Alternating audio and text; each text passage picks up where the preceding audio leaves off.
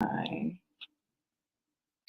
Hello here on YouTube. Hello here on Instagram. Um, so I'm back. My lives aren't usually that long, but I still want to tell y'all about some stuff that is very important. So today, let me start by saying who I am. I am Alicia Thomas Cyber Tech Consulting, and I am a consulting firm that focuses on K-12 education, providing faculty and staff with cybersecurity awareness training, and also educating those same faculty and staff on DEI, diversity, equity, inclusiveness, and in STEM because um, I really do enjoy promoting STEM to minorities.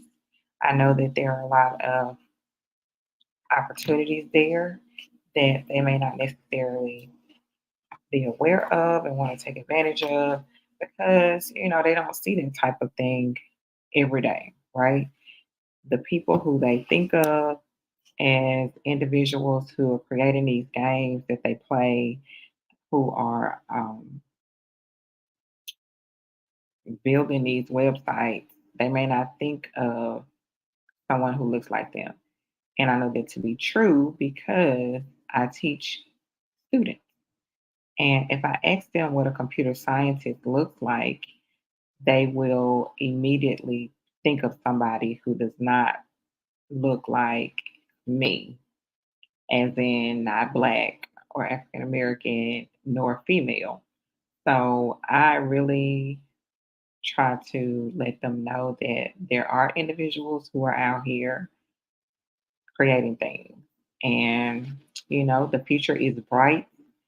I want them to know that they can be contributors to the digital landscape and not just consumers because they are really, these kids are really bright. Like this morning, I'm teaching code.org for for it's unit 10 in our curriculum for the state, but it is unit 3 in code.org curriculum.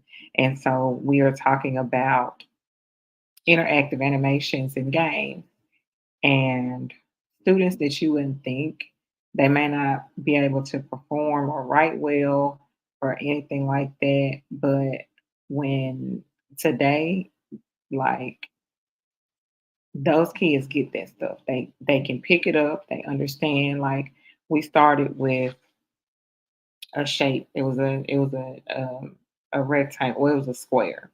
And one of the activities in the lessons was to drag over another square block and change it so that it'll fit on the grid. One in the top left corner, one in the bottom right corner. They were able to do that, right? They may not be able to do a whole bunch of things that we think are important, like, well, I try to get past it because there's so many other ways that they can figure out math and reading, even though it's important. I'm not saying this stuff is not important, but they may struggle. What I'm saying is they may struggle in English and they may struggle in math and they may struggle in other subjects. But when it comes to these type of activities that I have my kids do, a lot of them that you wouldn't think would catch up. I mean, catch on to it. They really do catch on to it, and they become the leaders of the class, and they end up helping other people in the class. So I love to see it. I love to see a child realize that they are very how smart they are. That they're very smart. I love to see them struggle and then not quit until they figure out the answer, and then they are like they're hooked because they want to see what they can do next.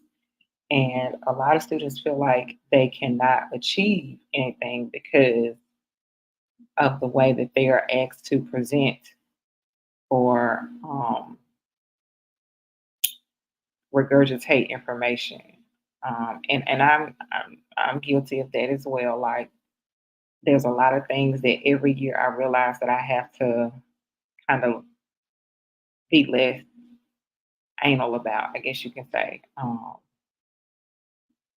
because when they get to me, I teach seventh grade. When they get to me, they've been in elementary school, K through six.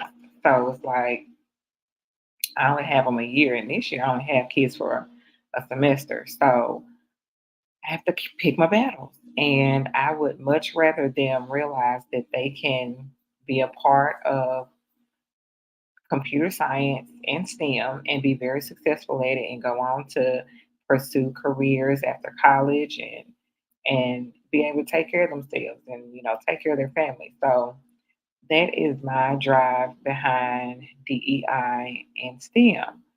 We may not realize it, but there are a lot of blind spots that we carry with us in certain situations that can hinder the way that we present information to a certain child. And so, like I said, we might not realize those things, but they do exist.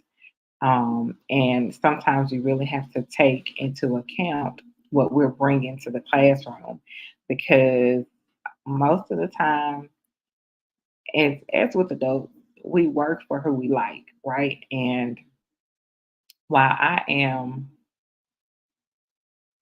some kids call me the mean teacher, and then I have more than that percentage of kids who, they enjoy being in my class.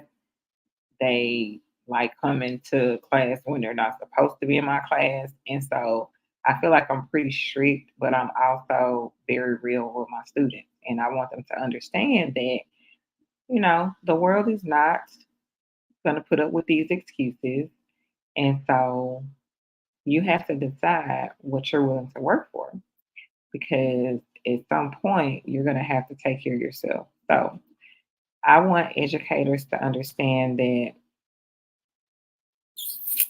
while education is a beast, it comes with a lot of different hats, and um, sometimes you just don't feel appreciated. But there's always one child who is listening, and every day I go to work, I keep that at the forefront. I'm here for whoever that one child is. If I catch more than one, that is great. But at least I'm catching one because, all of them are just not going to get it. So, cybersecurity awareness is what I love. It's a passion of mine. I love all things technology. I love all things STEM. And so, again, I decided to marry the two. So, that's my little spiel about who I am, why I'm here, what I'm doing, what I'm offering.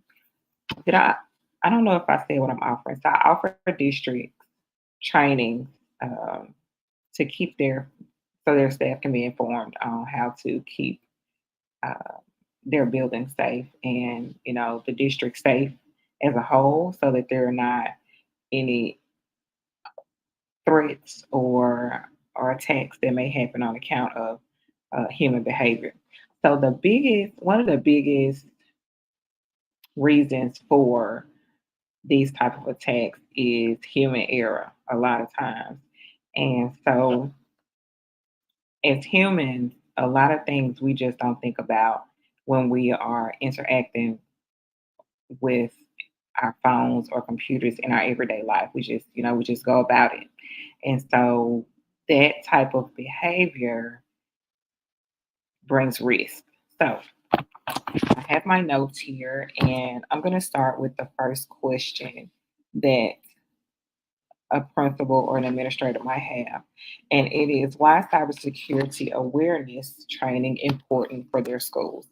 So, again, with technology being so prevalent in schools these days, that brings about a level of threat because a school has so many different pieces of information that a threat actor, which is you might call them a hacker or something like that, but it's a threat actor, might feel is valuable to them, and so they want to try to get it and they want to try to profit off of it. in some way. And that's not always the case, profit, but a lot of times it's profit. So that's one of the reasons why, just keeping the school safe is one thing because you have students there. Like I say, you have all of these different pieces. So adults are there, money is there, payroll is there. There's so many different things that a person might find valuable, that's valuable enough to attack a school district. That's the answer to that question in a nutshell. So the second question is, what specific threats should faculty and staff be aware of? One specifically is phishing, and so phishing again is when a when a threat actor sends a malicious email, and that email contains information that is false, but to the person reading it, they may believe that it is from a reputable source, and there is possibly a link or an attachment there, something that they can click on. They click on it, and that threat actor has access to their information. So that's phishing. So phishing, ransomware. If you click on something and it immediately says, okay, something like you've been hacked, or you will not get your information back until you pay this ransom. That is ransomware. Um, how often should they conduct these trainings? Regularly, regularly. There are so many things that change. The threat actors are always busy, like 24/7. They're thinking of ways to be more clever so that they can get access to this information. So you need to make sure that your staff is aware as much as possible of these changes so that they can be able to recognize when something is not right. Should cybersecurity training be mandatory for all staff? Absolutely, all staff. The custodial workers, the cafeteria workers, because at our school district we have where we have a there's a computer, a register that the cafeteria workers use, and the kids, I think they use their palm, no, their thumb to you know, their thumbprint in order to get their lunch and breakfast. So yes, they need to be aware because anything is hackable. So let me just say this. There is no such thing as being 100% secure. It doesn't exist. The idea is you want to minimize the amount of risk that you can as much as possible. So, in order to do that, that comes with education. And that means training your staff and making sure that they are um, just as understanding of the risk that you are as a building principal or an administrator. So yes, you want to make sure that your faculty and staff is well trained on cybersecurity awareness, and that's what I provide. So I provide districts with training and data. So keeping up with the data, making sure that as your staff goes through these trainings, that you can see an increase in their knowledge by noticing a decrease in the amount of incidents that take place when you run certain campaigns. Okay. So that's how you would be able to identify whether or not it's working. One other thing that I want to say is that I think it was on yesterday, I talked about password safety. So, yes, that's a topic that will be covered in a training because it's very needed. Um, how to how to create safe passwords. So I want to show you guys um,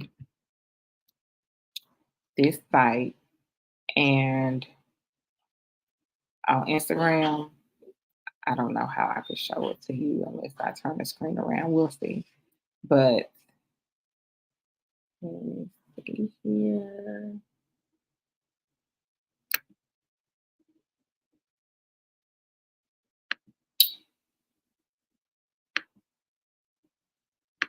Okay.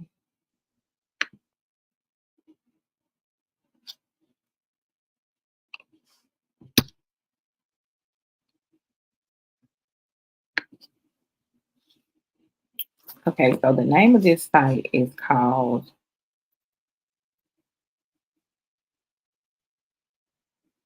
Have I Been Pwned?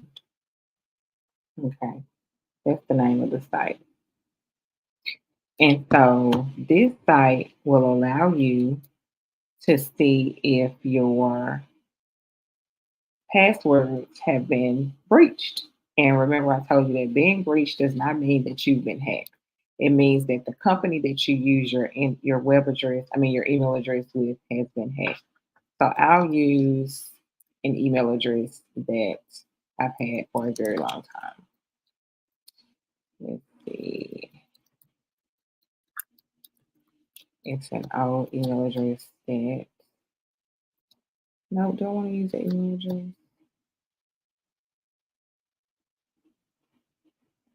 Okay, yeah, we can use this email address.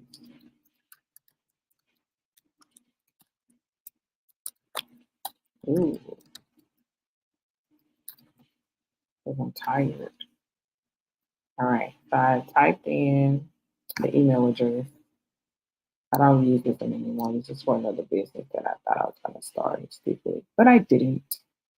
So you type your email address in, and it turns green. It says no pawnage found. So that means that this email address has not been a part of any breaches. Okay, so that is a good thing. All right, so now I'm going to put in another email address that I know has probably been a part of a breach. Let me just take all this out.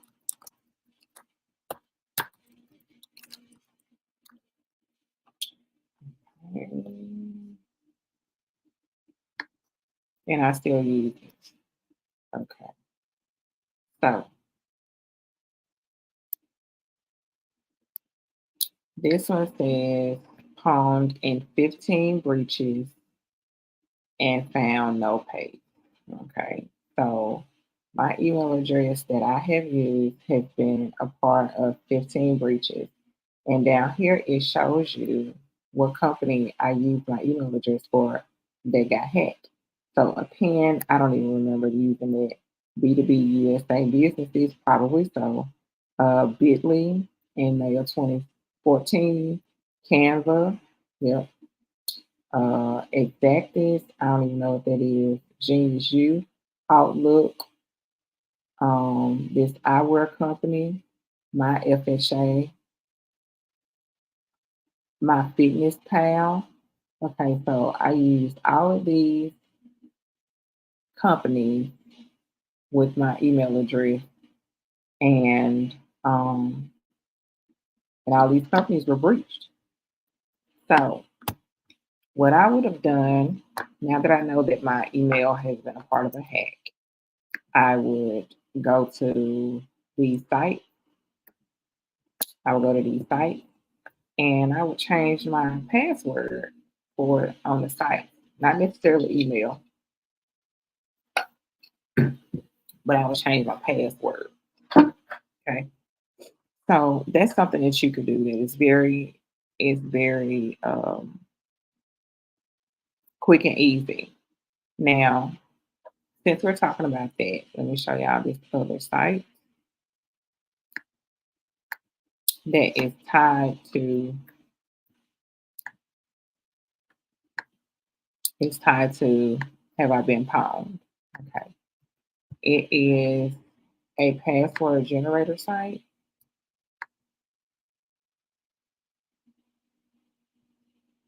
and it is called Start Using, well, it's called One Password. Okay.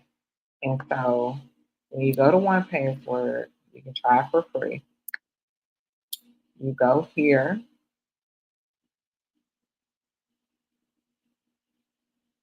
and it's been used by all of these different companies.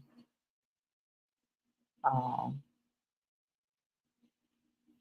but it allows you It allows you to save your password here. And if your passwords have been breached, it'll know because it's tied to have I been pwned. Okay.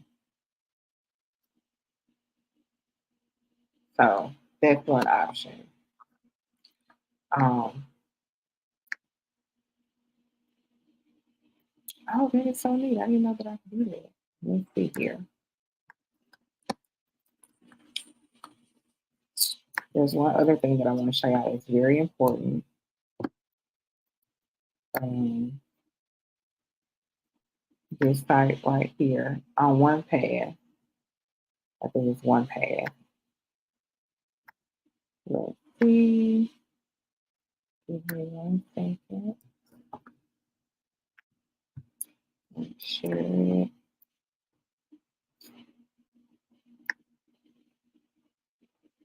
Okay. Everybody see one path. Okay. So when you go to this site right here, um, you're able to generate a password. So you would tell it what kind of password you want. A pen could be used for your cell phone because 123456 has been breached quite a few times, and I'll show y'all in just a moment. But you tell it what kind of password you want, and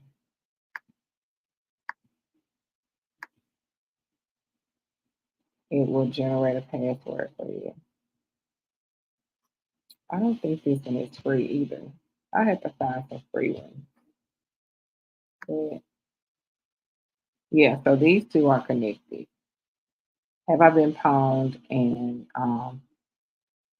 password one password? Okay, I'm gonna stop sharing. There's something else that I wanted to show y'all.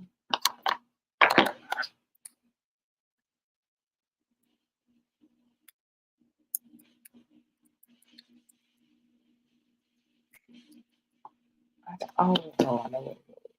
Let's see. Let's go here. Password. Okay, this is it.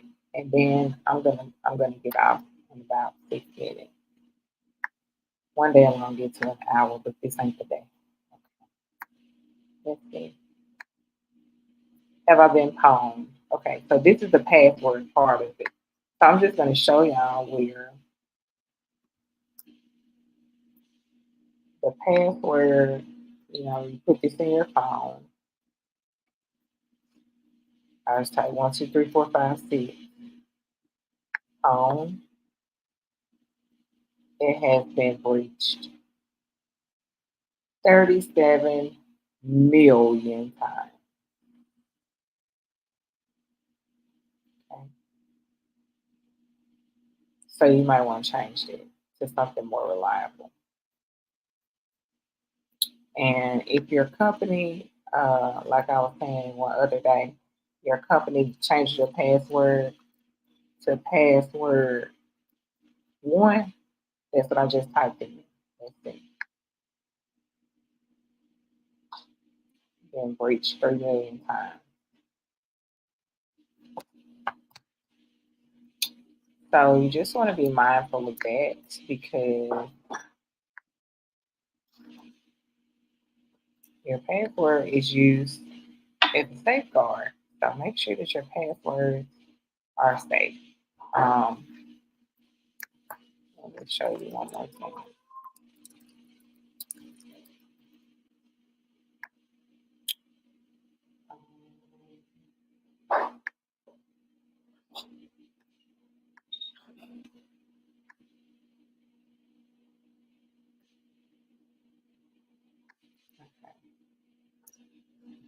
So let me show you guys this picture.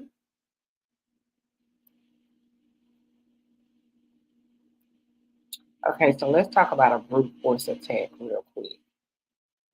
I don't remember if I hit on that, but a brute force attack is when someone keeps trying to get your password. So they just keep trying, keep trying, keep trying, keep trying, right? Okay, so if you look at this little picture right here, if your password is 4 characters, they can get this instantly with the brute force attack. Okay. Typically, companies have in place a policy that says your password should be at least 7 characters. Okay. If it's just numbers only, they can instantly get it. If it's all lowercase letters, they can instantly get it. If it's lowercase and uppercase letters, it takes 25 seconds. If it's uppercase numbers and lowercase letters, it's 1 minute. And all of the above numbers, uppercase, lowercase letters, and symbols is 5 seconds. So when we get down here to extremely long passwords, if it's 15 characters, right? 15 characters, and it has numbers, upper and lowercase letters and symbols, it'll take them 15 billion years to crack it. Yeah, 15 billion years. So I bet you never thought about your password like that, huh? Passwords are very important. If a person can get your password, they can get a lot of your information. And think about it. If you're an Apple person like me, then your Apple ID might be on every one of your devices, right? So if they crack or get your password for your Apple ID, they can have your life, right? For ransom. Not your physical life, but like your livelihood. They can have that. So you just want to think about it. I don't think I told y'all about the time where I got hacked and locked out of my Gmail account. This was 2 Christmases ago. I was out on Christmas break and somebody blocked me out of my Gmail account. But God, because I was using that account for a whole bunch of stuff. So I beefed up my password, and thanks the Lord, I have not had any issues with that account since. And what I did was I changed all of like my banking information. I just put that on another email that hadn't been that I felt pretty safe using as a backup. But yeah, my Gmail account got hacked, and my Facebook page has been hacked, and y'all saw where my one of my email addresses has been breached. But yeah, password safety can prevent quite a bit of these attacks. So make sure that you are practicing safe password. Um, Best practices use uppercase letters, lowercase letters, symbols, numbers, and make it a pretty lengthy one. Because it'll take, brute force attack you just saw. If you have all of those components, billion of years it'll take to crack it if it's at least 15 characters. So I'm going to hop off of this live tonight. I hope that I gave y'all some information that you can use in your life to be cyber security safe and aware. I will be back on tomorrow with another topic. Let me know what you guys want to talk about. What are some of the password managers that you might use? If you're using, what are your thoughts? Do you think that you need to go back and change some of your passwords? Do you feel like, have you Googled some of the companies that you use your email addresses with to see if they've been breached? Have you been breached before? Let me know in the comments. I'm interested to know because I'm pretty sure some of you have, like me. But if we work on being aware and trained and be educated, we can minimize some of this. And our children's future in the digital world will be a lot better, right? All right, y'all take care, and I will see you in the next one.